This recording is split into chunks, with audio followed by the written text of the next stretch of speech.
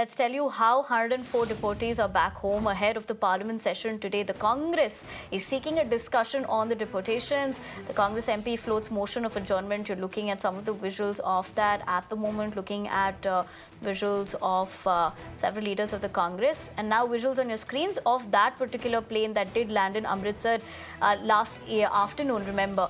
But with the Congress seeking the discussion on deputation, it also says concerns over human rights and dignity and government silence to mistreatment unacceptable, while raising questions about how this really panned out.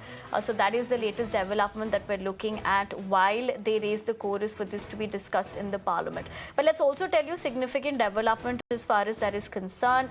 This is how weeks after US President Donald Trump's deportation decree, a military plane carrying 104 Indian migrants landed in Amritsar. Now, the deportees were brought back via a C-17 military aircraft. Food vans and makeshift washrooms have been set up at the airport. Let's move on and tell you more about that.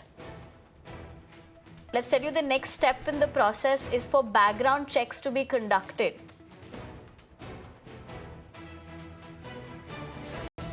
According to reports, the migrants are made up of residents of Gujarat, Haryana and Punjab. The flight is part of a broader crackdown on illegal immigration that has seen similar action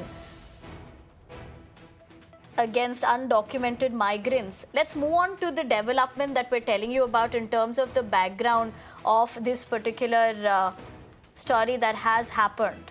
The United States is vigorously enforcing its border tightening immigration laws and removing illegal migrants. It's one of the key elements of Donald Trump's administration. Significantly, this also comes ahead of Prime Minister Modi's visit to the US, which starts on February 12th.